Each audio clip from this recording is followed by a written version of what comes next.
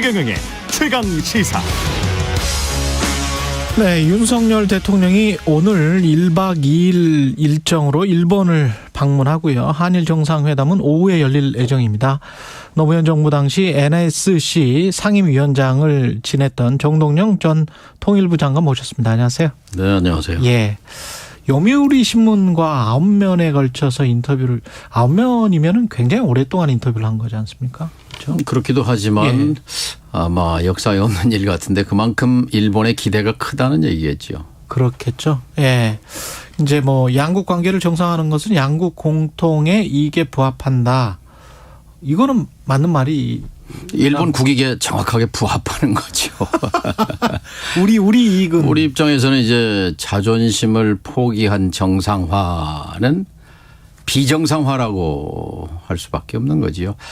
저는 외교적 폭주라고 생각합니다. 예. 그러니까 윤 대통령이 잘 해보고 싶은 생각은 있을 텐데 한미 정상회담에서의 바이든 실언 파동 또 UAE 외교에서의 이란적 그런 실언 이번은 그와 또 성격을 달리해요. 왜냐하면 여기에는 역사 문제가 포함되어 있기 때문에 국민들이 갖고 있는 국민 심장에 남아있는 일본과의 관계에 있어서의 역사 의식 이것을 대통령이 마음대로 좌지우지할 수 없거든요. 예. 그것이 지금 여론조사에 나타나는 60%가 부정적이라는 것이 반증합니다. 예. 이 한일 공동선언은 없다는 게 어떻게 받아들여야 될까요? 아직 공동선언은 못하는 거죠. 못하는 거다. 왜냐하면 산케이 신문이 이렇게 말했거든요. 우리가 세게 나오니까 한국이 엎드렸다라고 보는 거거든요. 산케이 신문은 그렇게 썼죠. 예. 그러니까 공동선언에 담으려면 한국 국민에게 준 고통에 대해서 통절한 사죄와 반성을 담을 수밖에 없을 터인데 우리 정부 입장은 그렇죠. 예. 주고받는 거니까요. 예. 병렬돼야 되잖아요. 우리의 입장, 일본의 입장. 일본의 입장을 담을 수 없기 때문에 공동선언 못하는 거죠.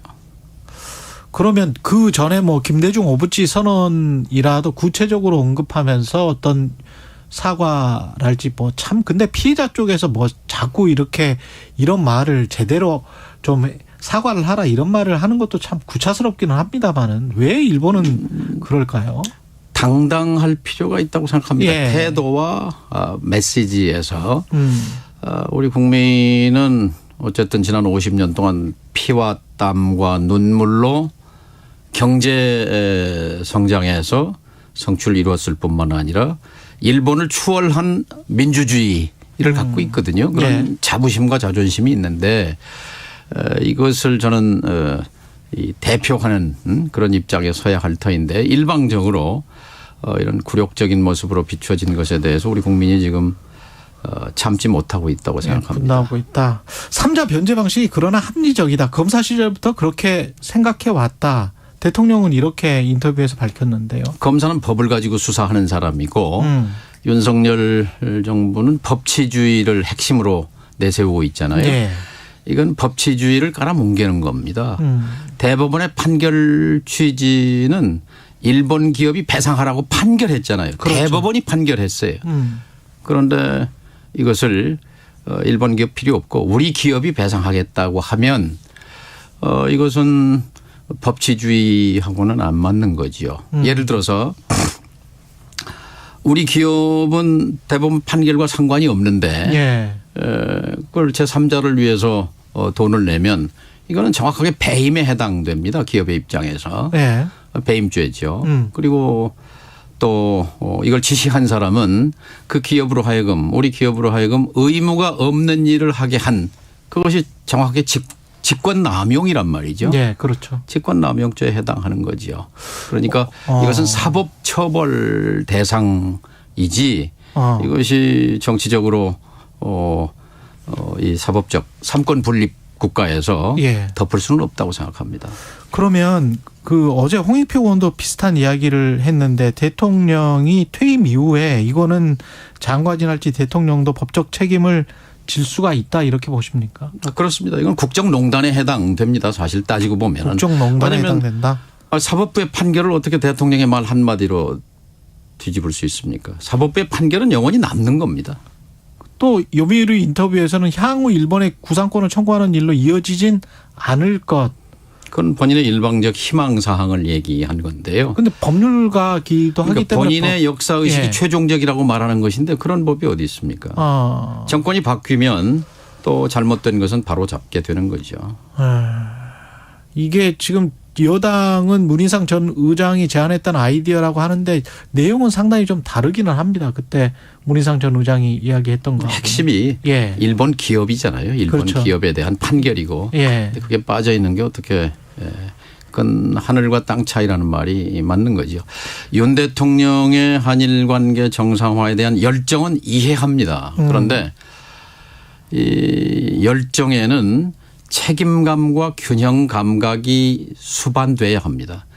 이것은 제가 하는 말이 아니라 막스 베버의 얘기입니다. 직업으로서의 정치라는 명제를 남긴 그렇죠. 예. 이 사회사상가 막스 베버가 갈파했듯이 이 책임감이 수반되지 않는 열정은 이것은 개인적 자기도취이고 이것은 필연적으로 객관성의 상실 그리고 무책임성으로 이어진다 이렇게 되어 있는데 정확하게 지금 한일 관계 지금 윤석열 정부의 외교에서 드러나는 문제를 100년 전에 막스 베버 지적과 일치합니다. 그 대통령은 이게 미래를 위한 결단이라고 했고 그리고 집권 여당에서도 방금 전에 윤상현 의원도 지금 한일 관계를 빨리 정상화해 놓는 게 여러 가지 동북아 정세, 북한과의 관계 뭐 이런 것들 때문에도 굉장히 좀 중요하다. 이렇게 갈 수밖에 없다라는 식의 이제 변론을 네. 했는데 어떻게 보십니까? 그럴 수밖에 없습니까? 결단이다. 예. 미래를 위해 향해 가자 이렇게 얘기하는데요. 두 가지 키워드 문제가 있습니다. 결단은 그 피해자와 국민을 위한 결단일 때 빛을 발하는 거지. 일방적으로 손해보는 결단은 자해지요. 자해. 결단이 아니라. 자해다. 예. 그다음에 미래를 향해 가자 했을 때 그 미래는 당당함이 수반돼야 되는 건데 이것은 그 미래는 그냥 비굴함을 포장한 포장지일 뿐이라고 생각합니다. 그러니까 수사는 그럴듯하지만 내용을 뜯어보면 우리 국민들은 구체적인 내용은 세세하게 파악하지 못하지만 직관으로 알잖아요. 그 본질을. 예.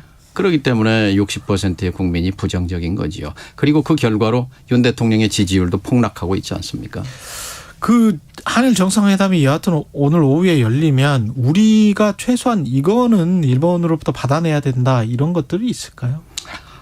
조마조마합니다. 사실 예. 좀 당당했으면 좋겠는데요.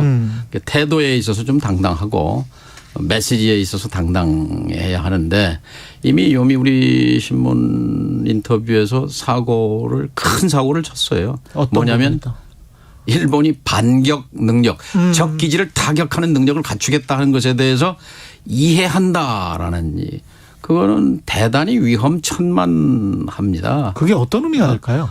그러니까 북한이 쏜 탄도미사일이 일본 상공을 넘어가면 이게 위험하다고 판단하면 일본이 평양을 때릴 수 있다는 얘기 아닙니까? 그러니까요. 그러면 윤석열 대통령 생각에는 지금 일본이 북을 공격하면 우리도 함께 북을 치겠다는 그런 함의인지 정말 위험한 사고지요. 그럼 전쟁은 한반도에서 일어나게 되는 거죠. 그렇죠. 예. 이미 이 정부는 역대 정부가 보수 정부 노태우 정부 때부터 쭉 일관되게 추진해온 정책 기조 화해 협력 정책을 폐기 처분했습니다. 예. 또 외교를 통해서 북핵 문제를 해결하겠다는 이런 노력도 포기했습니다. 그리고 단순히 한미동맹 그리고 미일 동맹에 편입되는 한미일 삼각군사동맹 이것이 해법이라고 생각하는 그런 일방주의 편향적 그런 군사주의 힘에 의한 평화 굉장히 위험하고 시대착오적입니다. 그래서 결과적으로 윤석열 정부가 미국 일본의 맨 앞장서서 이른바 신냉전에 천병 선봉대가 돼 있는 거지요. 미국 이야기는 조금 이따가 하고요. 지금 가령 이제 예를 들어서 후쿠시마 오염수 배출이랄지 독도 영유권은 뭐 매년마다 주장을 하고 예. 있으니까 그런 거라도 어떻게 좀 그럴 가능성은 뭐 0%입니다. 어제 민주당에 그래요? 가서 용산에 가서 네. 4대 요구 독도 영유권 더 이상 주장하지 말라. 후쿠시마 원전수 오염 방출 중단 약속 받아라 했는데 그걸 하겠습니까? 근데 이 뒤에 지금 하든 안 하든 할 네. 말은 하는 한일 관계가 돼야 되죠. 아, 그렇죠. 일본 비위 맞추는 네. 한일 관계. 산케이가 말했듯이 엎드리는 한일 관계는 안 되는 거죠. 그렇죠. 뭐 안 받아준다고 하더라도 우리가 네. 요구할 거는 요구를 해야 될 것 같은데. 일본에 대해서 우리가 굽혀야 할 이유가 어디 있습니까? 그렇죠. 근데 꼭 굽혀야 되는 것처럼 뭐 지금 수출 규제 2018년 수출 규제 이후에 우리가 뭘 크게 일본으로부터 경제적으로 크게 손해를 봤다 이런 건 없는 것 같거든요. 그렇죠. 사실. 일본의 수출 규제는 우리 실력으로 돌파했거든요. 예. 네. 그래서 사실 크게 경제적 실익으로 당장 얻을 것은 없습니다. 그러니까 이 뿌리를 보면은 예. 결국은 윤 대통령의 이제 후보 시절에 선제 타격론도 나왔지만 북한에 대한 적대, 증오 이제 이것이 이제 한반도의 안보 위기를 증폭하면서 예. 이것에 대응하기 위한 수단으로서의 한미일 합작, 한미일 군사협력 여기에 지나치게 매달린 결과적으로 이 3자 변제도 그 연장선에서 이루어진 폭주라고 생각합니다. 그러니까 한미일 동맹을 공고하게 가져가야 되는 거는 맞긴 맞잖아요. 그죠? 아니죠. 한미일 동맹은요. 예. 예. 그것은 한미 동맹이지 한미일 동맹으로 가서는 안 되는 겁니다. 한미일 왜냐하면요. 동맹으로 가서는 안 된다. 우리는 지난 30년 네. 동안 부채살처럼 펴는 국력의 신장. 우리 국민의 기운이 뻗어나갔잖아요. 예. 중국도 우리의 시장으로 만들었고 우리의 우방으로 만들었고 소련도 러시아도 우리의 우방이 됐고 통유럽 전 세계가 우리와 친선 우방 관계지 않습니까? 예. 그런데 이 정부 들어서 오른팔 자르고 왼팔 자르고 중국 적대하고 러시아 적대하고 이란 적대하고 어떻게 이 축소지향에 한국을 스스로 섬나라에 가두는 거지요. 그러면 한미 동맹이 아닌 한미일 동맹이 의미하는 것은 중국과의 적대시 한미일 동맹 노선으로 가게 되면 자연히 북중로 협력을 넘어서 다시 북중로 동맹의 복원으로 이어지는 거죠. 그렇게 되면 것이고. 그런 대결 구조 속에서 우리는 우리의 한반도의 문제를 우리 스스로 스스로 결정할 수 있는 여지는 점점 줄어드는 거죠. 그렇게 되면 네. 평화통일의 전망 역시 100년을 넘어서서 어떻게 또 200년까지 기다려야 됩니까? 적어도 100년 안에는 이 문제 해결해야 되죠. 그것뿐만이 아니고 이제 미국의 안보, 무슨 대만의 안보, 일본의 안보까지 우리가 동맹이라고 하면 이제 같이 책임져야 된다는 방향 쪽으로 가면서 또 중국과 대만의 어떤 싸움에도 우리가 혹시 그렇죠.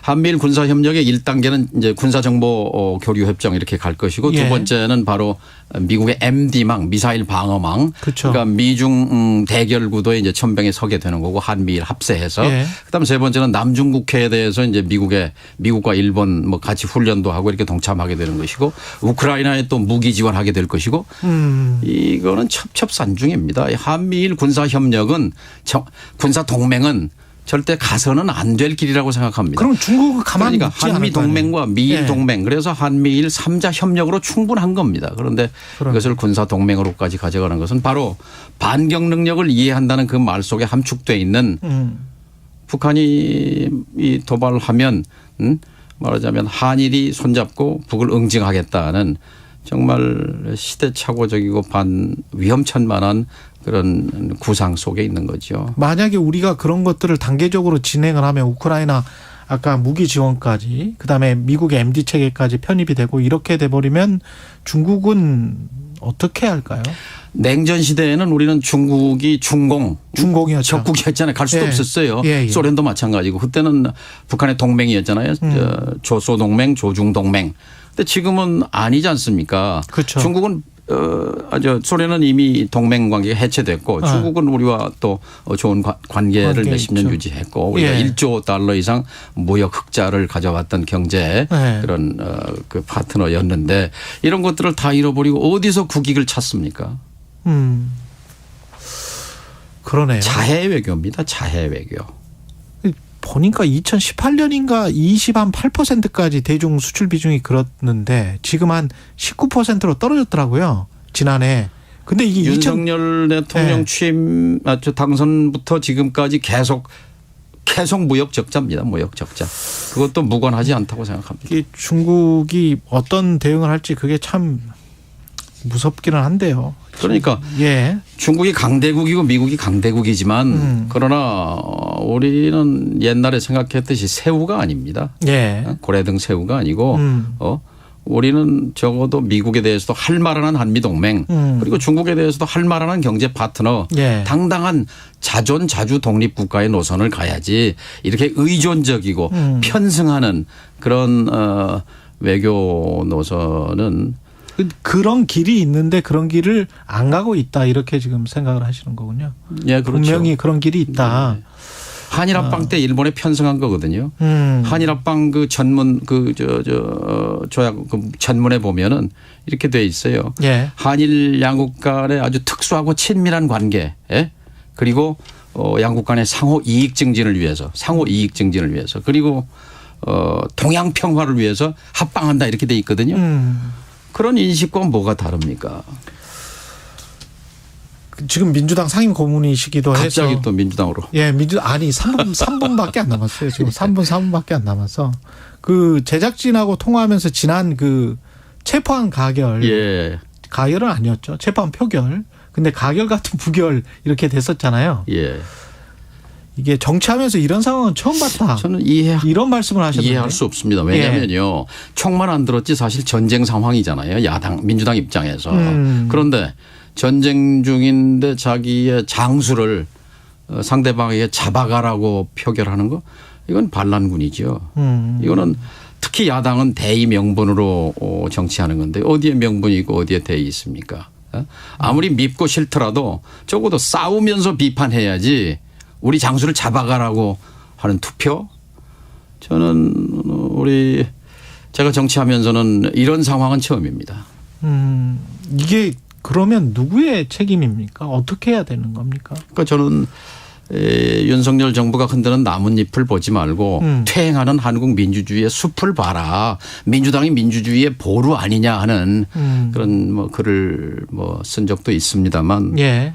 지금 이 정부는 적어도 민주주의와 평화의 문제에 있어서는 비정상입니다. 그러면 여기에 대해서 분명하게 목소리를 내고 맞서 싸우는 세력은 민주당이어야 하는데 169명이나 되는 분들이 벌떼같이 달라들어서 한국 민주주의를 위해서 한국의 한반도의 평화를 위해서 노력한다면 싸운다면 저는 이렇게 안 되리라고 생각합니다. 지금 이재명 대표를 끌어내리는 데 쓰는 역량을 예. 저는 윤석열 정부의 이런 역사적 퇴행을 저지하는 데 써야 맞다고 봅니다. 그 이재명 대표가 경기도지사 할 때 그 전 비서실장 이분이 이제 돌아가시면서 그 다음에 이제 도의적 책임론 그리고 이제 이재명 대표도 본인의 책임은 이야기를 했습니다. 근데 어떻게 보세요? 이 과정이 이제 이런 것들이 좀 계속 벌어질 수도 있을 것 같은 그런 상황이긴 한데 검찰이 계속 압박을 하고 뭐 재판이 가면 중단이 될까요? 어떻게 보십니까? 예, 저는 지금까지 검찰이 공소장을 냈지만 거기에 물증은 하나도 없습니다. 그리고 정말 이 검찰이 형량을 줄이기 위해서 회유한 유동규란 사람의 말밖에 없거든요. 바꾼 말밖에 없는데 예. 저는 재판이 진행되면 오히려 이재명의 시간이 올 거라고 생각합니다. 그러면 민주당은 뭘 해야 되느냐? 쉽게 단일 대오입니다. 단일 대오를 형성해서 이 정권의 시시비비를 가리고 대안을 내면 어젠가도 여론조사 나왔단 말이에요. 뉴스피민가에서 나온 조사에 보면 민주당이 47% 국민의힘이 38%잖아요. 그리고 윤석열 대통령은 폭락하고 지지율이요? 단일 대오를 네. 해서 밀고 가면 저는 내년 총선에서 압승할 수 있습니다. 저는 그렇게 봅니다. 그러면 단일 대오를 형성하면 내년 총선에서 단일 대오가 핵심입니다. 단일 대오가 핵심이다. 근데 윤석열 대통령이 갑자기 국정을 잘 운영할 수도 있지 않습니까? 근데 지금 민주주의가 망가지고 있습니다. 예. 과거 야당의 당보 이름이 민주전선이었어요. 지금 민주전선이 필요할 때입니다. 가령 노선을 확 바꿔서 야당과 협력하고 대화하고 이쪽으로 집권 여당과 대통령이 바라는 바죠. 그렇게 해야 되죠. 예. 얼마 전에 정부의 최고 책임자 중에 한 분과 대화할 기회가 있어서 투 트랙을 하시오. 예. 이건 사법부에 맡기고 그다음에 현존하는 야당 대표인데 왜 청와대에서 대화도 안 합니까? 이것이 정치 아닙니까? 최소한의 정치를 복원하십시오 했더니 기다려 보십시오라고 하는 말을 하긴 하더라고요. 그래요. 기다려 봐야 되겠습니다. 예, 자주 나와 주십시오. 예. 민주당 상임고문 정동영 전 통일부 장관이었습니다. 고맙습니다. 감사합니다. 예. 여러분은 지금 KBS 1라디오